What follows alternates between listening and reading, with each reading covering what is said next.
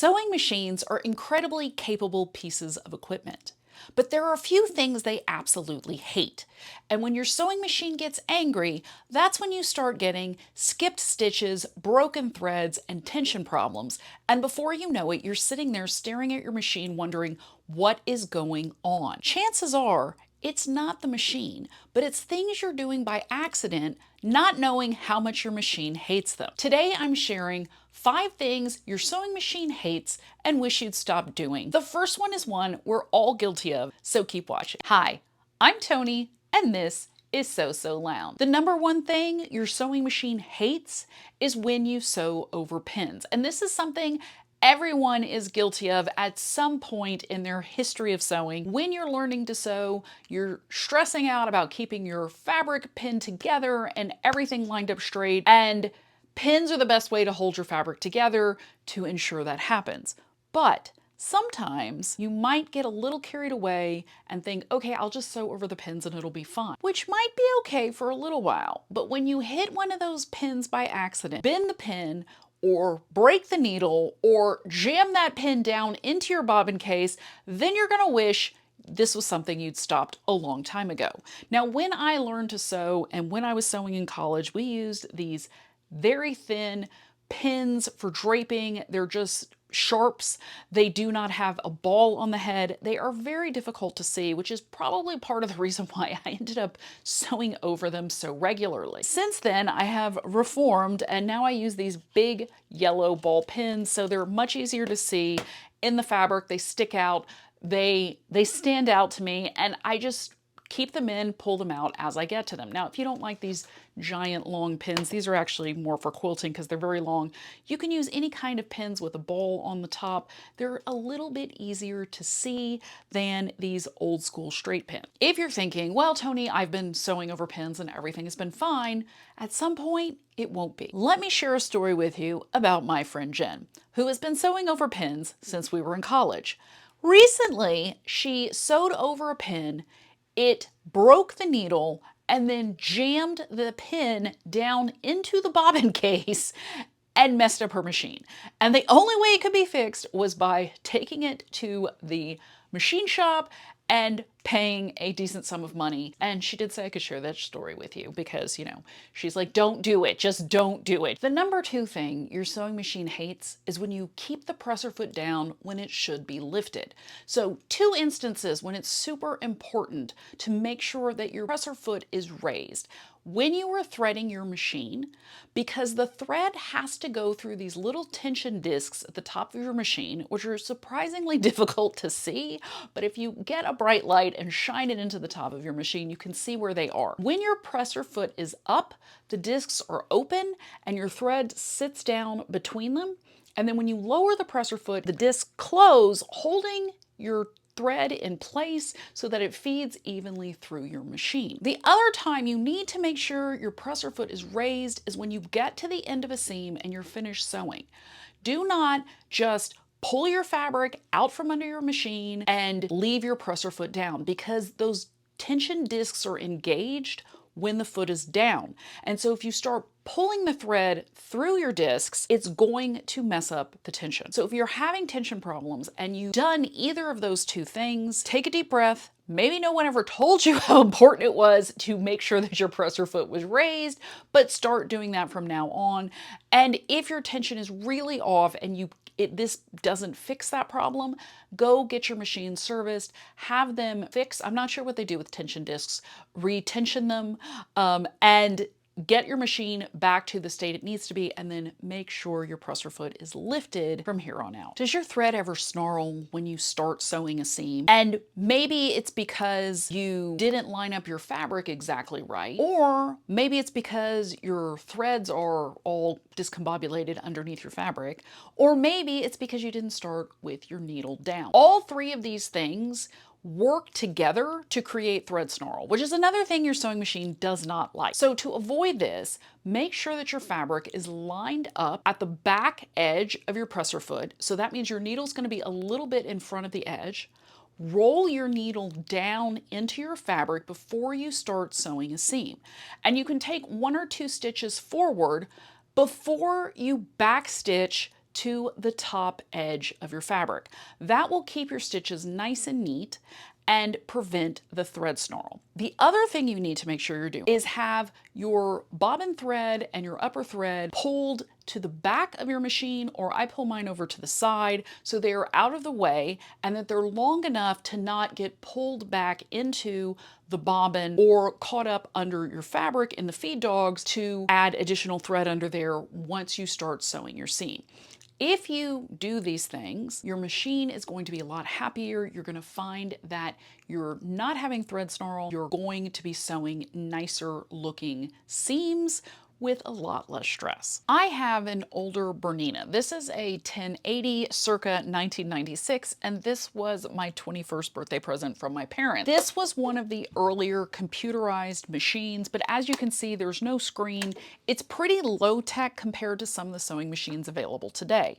So my machine is a little workhorse, and she is okay being left on when I go press at the iron and come back, or if I'm cutting fabric and moving back and forth during the time that I'm sewing.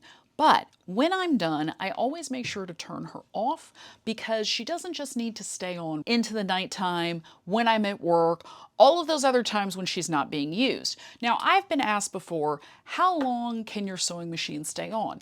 As long as you're using it, I think it's fine to leave it on. But if you're not using it, you need to turn it off because it is not a computer, it is not a smartphone, it is not something that can be just left on indefinitely. Now, if you're fortunate, some of the newer computerized sewing machines have an eco feature, which will turn your machine into kind of a nighttime sleep mode when it's not being operated. I do not have one of those, so I cannot speak to how well that works or how much longer that helps your machine. But if you leave your machine on too long, you can start frying some of the circuitry inside of it. And if you have an older machine, it's going to be hard to find the parts to replace that. And if you're like me and you absolutely love your machine, not being able to get it fixed is going to be heartbreaking. When I'm done sewing for the day, I like to put my project aside. I turn off my sewing machine, my standing lamp, the sewing machine lamp, and I leave my room, and that's a little ritual that I just kind of have to make sure everything's turned off at the end of my sewing session. The last thing your sewing machine hates, and we're on number 5 at this point, is not cleaning and maintaining your machine. If you didn't know, you can do some very basic maintenance to keep your machine running in tip-top shape. If you sew a lot, it's a good idea to make friends with your local sewing machine dealer for whatever brand you have and take it there at least once a year if you sew a whole lot, or at least every couple of years if you're more of an intermittent sewer. The reason you want to go to whatever dealer sells your specific machine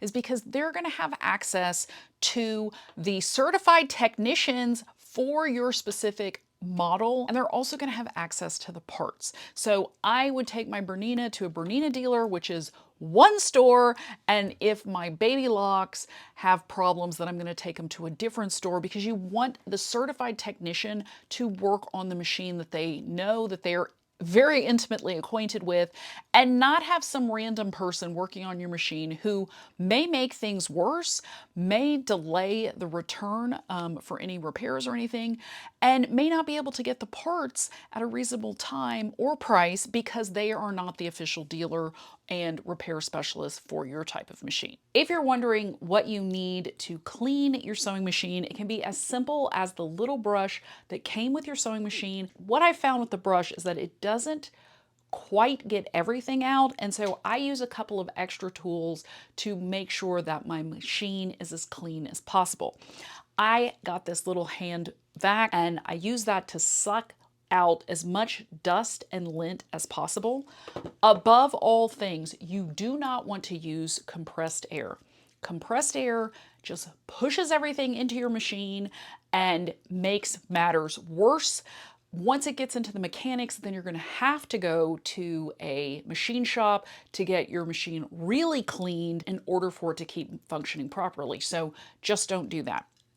I've also found these very handy little cleaning brushes. And then I found this other fun little brush, which has like a stiff brush on one end, bottle brush on the other. It's a little small bottle brush to get into my machine. I'm going to show you how I use these tools to keep my machine running longer between the maintenance trips to the machine shop. I have my machine ready to go. First things first, I'm going to take the thread out of my machine and I'm going to take out the bobbin. I have a front loading machine, so I have a front loading bobbin case. If you have a top loading bobbin, your machine might operate a little differently. So next I'm going to take this plate out, which just kind of pops out, and then I'm going to take the foot off, the presser foot off the back. Make sure you take this needle out too, because you do not want to get stabbed while you're trying to clean your sewing machine. So you can see there's a bunch of lint in there. Let me grab my sewing machine brush just to show you what this one does.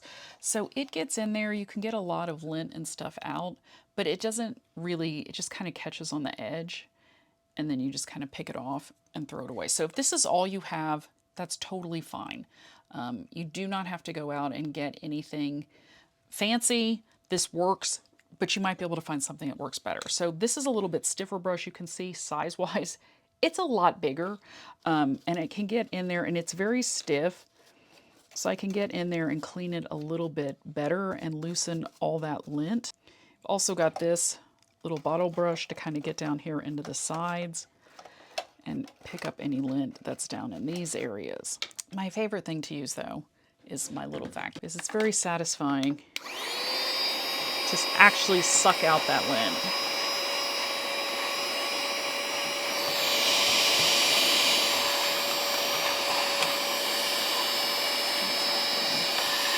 I'll put a link in the descriptions for all of these tools in case you want to check them out. Get in there and loosen up everything real well.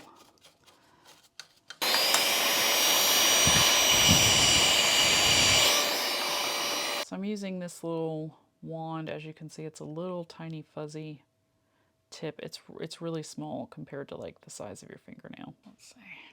Oh, it's pretty good. It's doing a good job. I'm going to just pull this fuzz off. See if we can get any more off. Okay, so that's a good amount of lint that got picked up after all the other things. And while we're on the subject of sewing machine maintenance, here's an extra bonus tip. Make sure you change your needle regularly. That is also going to help your machine run better.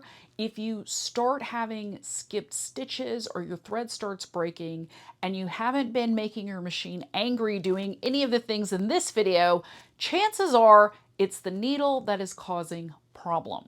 So there you have it. If you want to keep your sewing machine working in good shape and free from all the problems that sewing machines can cause when they're upset, all you have to do is not sew over pins, make sure your presser foot is raised when it needs to be, start your seam with the needle down and the thread tails pulled to the back, turn off your machine when you're not sewing, and last but not least, make sure you do some basic maintenance and get your machine serviced regularly.